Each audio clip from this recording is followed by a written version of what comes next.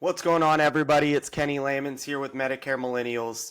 So today's video, I have been working a lot on how to bolster my current book of business to get just the very most out of it, to make sure that we're building a long-term, consistent, self-sustaining book of business, especially with all the competition we have right now between AI, carrier pressure, regulatory pressure, and call centers, right? So I want to talk a little bit about email marketing, and I don't think marketing is even the right term, because what I'm referring to today is email marketing campaigns to your current clients, your prospects, current clients in your current book of business. Okay. So if you have watched my videos for any length of time, you will know that I'm a big proponent of physical marketing. So things like direct mailers, so piece of mail that physically goes out to our prospects or our current clients. I like business cards that are on a magnet that can go on your clients' fridges. I love just any type of physical marketing where I can get something in their hand and my prospect has something to refer back to fill out and send back to me, or my client has something that they can give to a friend or that they can look at to remember me. I still believe in the power of that. It's still very effective with this age group. However, especially if you're focused on people turning 65, this generation of baby boomers is becoming more and more tech savvy. So what I'm going to advocate for today, and I'm going to be very practical and give you guys some tips on what's been effective for me, is a combination of both physical and digital marketing campaigns, and how that's more important than ever, especially for our current book of business, whether you've got 5 clients, 50 clients, 500 plus clients. Okay. So I'm going to tell you what I do, what's worked best for me, and kind of how you can do this. So let's talk about why. Why do we want to use email marketing when it comes to our book of business? First of all, it's much cheaper than physical marketing. So one of the big negatives to physical marketing is the cost has gone up over time. And while digital marketing is used probably a lot more right now by other agents, agencies, and call centers, so you're kind of zigging while they zag by using physical marketing, and I still think that's very powerful. Digital marketing is much cheaper in order to reach a large audience quickly and effectively. Okay. Secondly, it's faster than physical. So if you need to turn around and get a message out to your clients quickly, using something like email marketing is going to be a lot more effective for that. That's another reason why I like it.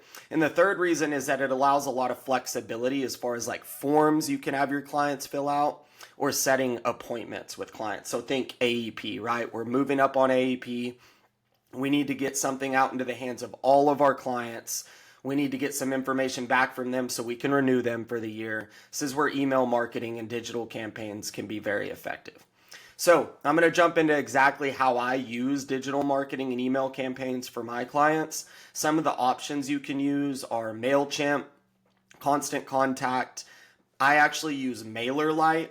I don't necessarily know if that's better than some of the other options like MailChimp, but for whatever reason, when I was setting mine up, that's just the one that I chose. So that's MailerLite's a good option. For many of you, if you have a CRM such as Medicare Pro CRM, which I've had Andrew, the owner of that, on my channel several times. I use his CRM. They've got a basic email marketing tool built in already in the cost of your CRM. So especially for those of you with less than 100 clients, using whatever's built into your CRM might be a great option.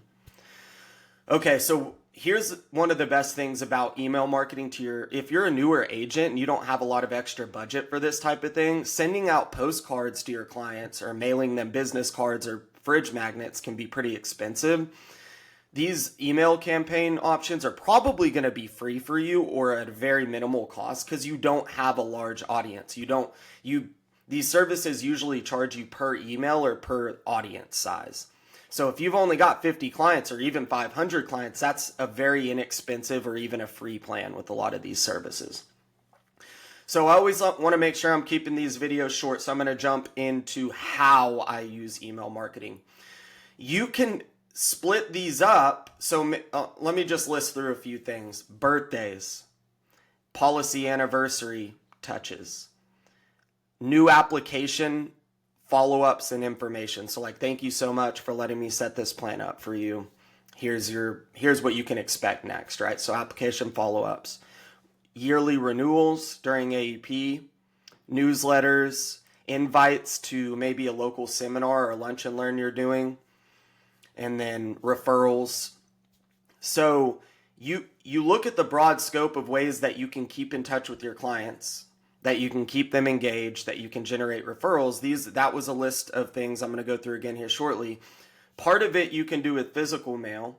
For instance, I would probably send out a physical postcard or letter to all of my clients pre-AEP and post-AEP, and maybe even on birthdays. But for a lot of these other things, you can use email marketing, and that's going to be a lot more inexpensive. So I think probably the easiest place to start is every time that you sell a brand new client, you've got to touch them 3 or 4 times within the first 6 weeks of selling them, just to make sure that everything is in line, their policy works out the way that you intended it to, and that you're developing that relationship that's going to last long term so we can receive renewals from this client for many years to come. So I would use, possibly after you sell a client for the first time, you may mail them one thing, but you want to set up a email campaign 2 to 3 times to touch them early on after you sell a new client.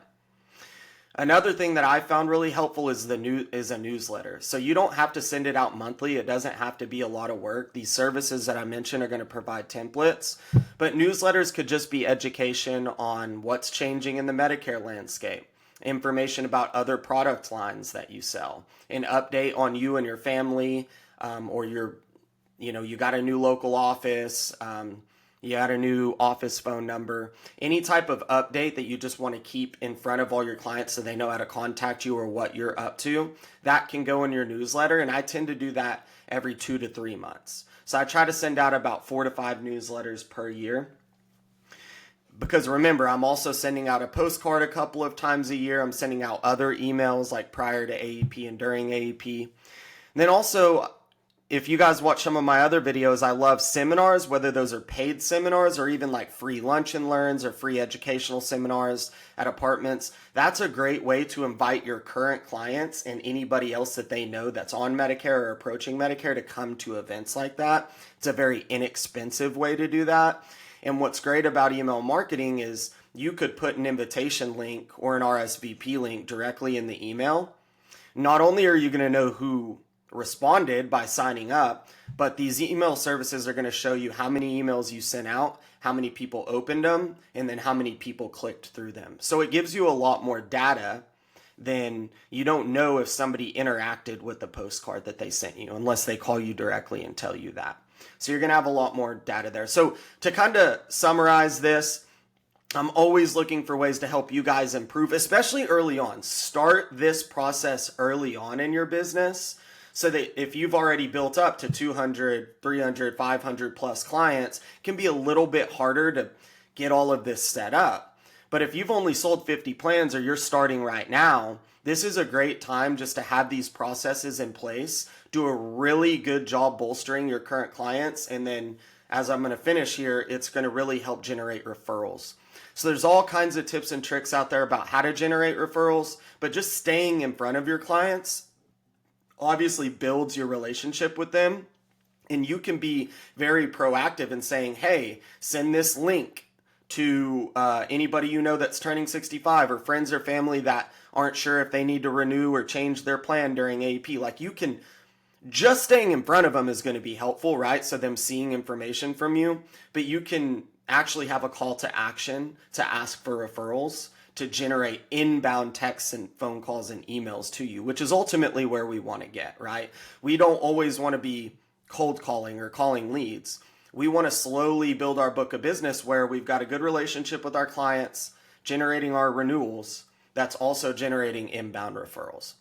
So just to kind of summarize, I still think we should be using direct mail, postcards, fridge magnets, but especially if your budget is limited, and or you want to take the next step and be very well-rounded, start email campaigns to your clients early and often. there's any way I can help you with this, kind of how to build it out or what exactly it should look like, you guys can reach me on our website, MedicareMillennials.com. There's a contact page. Of course, you can just ask a quick question there for free. And also, we do offer consultations, paid consultations, where I'll go into detail specific to your situation and your business. You guys have a great day. Happy selling.